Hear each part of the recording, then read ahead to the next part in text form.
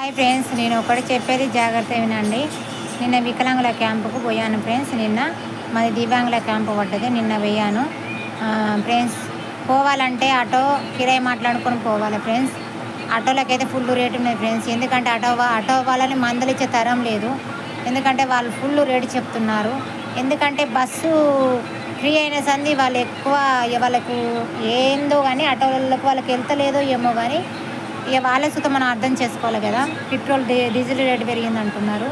Diesel rate పెరిగింది, మాకు సుత పడాలి కదా అని అంటున్నారు. కిరాయిలు సుత ఆటోల కిరాయిలు సుత బాగా అడుగుతున్నాను. కానీ మాకు కిరాయి తీసుకొని పోకపోతే మాకు లేవరాదు, కూర్చోరాదు. కాబట్టి మా ఎంబడి ఒకరు ఉండాలి. మాతో ఇంకొకరు ఉంటేనే మేము పోగలము. ఆటో మాట్లాడుకొని పోవడవుతుంది ఫ్రెండ్స్ క్యాంపులకు. నిన్న క్యాంపుకి అయితే పోయినాం. పోతే అన్ని కాయిదాలు తీసుకున్నారు.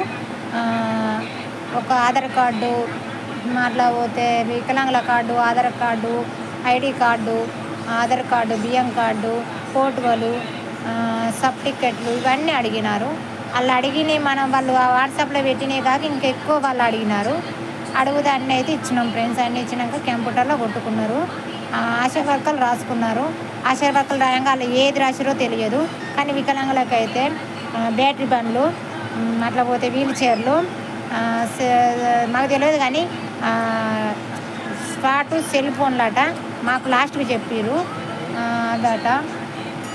మళ్ళీ అట్లా పోతే వీల్ చైర్లు, తిప్పే సైకిళ్ళు, మళ్ళీ అట్లా పోతే స్టిక్కులు, షోలిన రానులకు షోల మిషన్లు, చేతి లేనులకు చేతులు, ఒక కాలు లేని వాళ్ళకు కాళ్ళు సైదులు తీసుకున్నారు.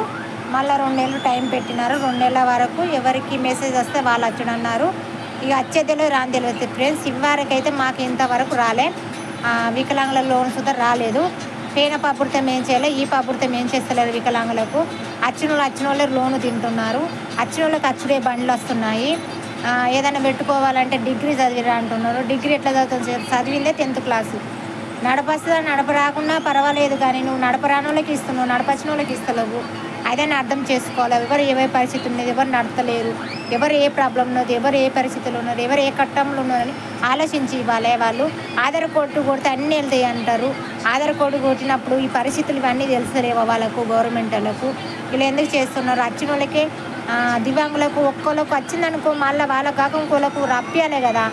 వచ్చిన వాళ్ళకే వాళ్ళకు ఇంటికి ఒక్కళ్ళకి వచ్చిన వాళ్ళకంటే మళ్ళీ వాళ్ళకి వచ్చుడు. కానీ ఇంతవరకు మాకైతే బండి రాలేదు దివ్యాంగులకు. వచ్చిన వాళ్ళకే 3 బండ్లు, 2 బండ్లు, 1 బండ్లు. ఎందుకు ఫుల్ ఫుట్ నడుతుందా? ఇలా మీటింగులలో ఫుల్ ఫుట్ నడుతుందా? మాకైతే అర్థం కాలేదు ఫ్రెండ్స్. మేమైతే అట్లా ఇట్లా లేట్ అయ్యేదాకా ఆగినాము. నడువు నొప్పి లేచింది, కుర్చీలో కూకొని నడువు నొప్పి, కాళ్ళ నొప్పులు, ఒళ్ళు నొప్పులు. అన్నం పెడతారన్నారు, అన్నం పెట్టినారు ఫ్రెండ్స్. అన్నం సుత ఏం తింటాం? కూకొని నడుము కూస్తుంది. మాకు అన్ని ప్రాబ్లాలేనే. అన్నం కోసం ఏమేం చేస్తాం? చాతగానే సమస్య మాది. వాళ్ళు అర్థం చేసుకొని టక్కున రాసి వెళ్ళగొట్టాలి. ఆ కాగితాలన్నీ తీసుకున్నారు. వాళ్ళు ఏం రాసిరో ఏం రాయలేదో మాకైతే తెలియదు. కాగితాలు అయితే తీసుకున్నారు. బ్యాటరీ సైకిల్ అంటున్నారు, వీల్ చైర్లు అంటారు. అది ఎవి రాసేది తెలియదు, మాకు ఎవి ఇచ్చేది తెలియదు. మళ్ళీ మాకు మెసేజ్ వచ్చి ఫోన్ చేస్తే ఏది వచ్చిందో మాకు తెలుస్తుంది. అంతవరకు మాకు తెలియదు. నేను ఎమ్మెల్యే సార్ వచ్చేదాకా చూస్తా ఆగాం ఫ్రెండ్స్. అట్లా ఇట్లా నడుగు గుంజిన, కాలు గుంజిన, రెక్కలు గుంజిన మేము ఎమ్మెల్యే సార్తో మాట్లాడాలని ఆగినాం. ఆ ఎమ్మెల్యే సార్ వచ్చిన వాళ్ళు 4 ముచ్చట మాట్లాడినాడు.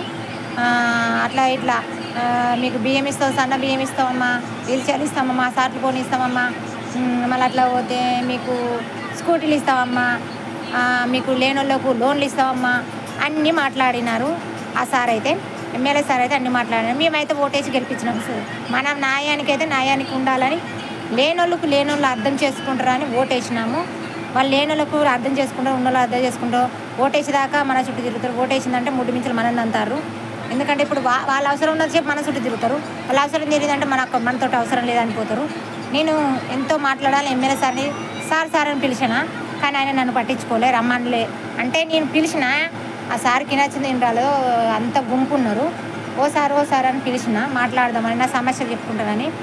ఆ సారు ఏం చేసిండు? 4 ముచ్చలు మాట్లాడి కింద మొక్క వేసుకున్నాడు, వెళ్ళిండు ఆ సారు. ఇక నేను ఏం మాట్లాడాలి? మా అమ్మ పోయి చూస్తా సార్ మా బిడ్డ ఇస్తుంది అన్న. కానీ ఇక చుట్టూ ఇక ఉంటారు కదా వాళ్ళు బాడీగార్డులు, వాళ్ళే ఉన్నారు, పోలీసు వాళ్ళు ఉన్నారు, జనం ఉన్నారు. ఇక లేదు. మరి వికలాంగులకు మీటింగ్ కానీ పోతాం. వికలాంగులకు మీటింగ్ కానీ పోయినప్పుడు ఎమ్మెల్యే సార్ వచ్చినప్పుడు ఎవరికి ఏ ప్రాబ్లం ఉన్నదని అంత పేదల దాంట్లోకి వెళ్ళే నువ్వు వచ్చినావు, అర్థం చేసుకుంటున్నాను అన్నావు. ఓటేసేదాకా ఆ మాట మాట్లాడినా సారు వేనాయే. నువ్వు వికలాంగుల దగ్గరికి కుర్చీ దగ్గరికి వచ్చి నువ్వు ఎట్లా అడగవు? మేము వికలాంగుల ఓటేయింది నువ్వు గెలిచినావా?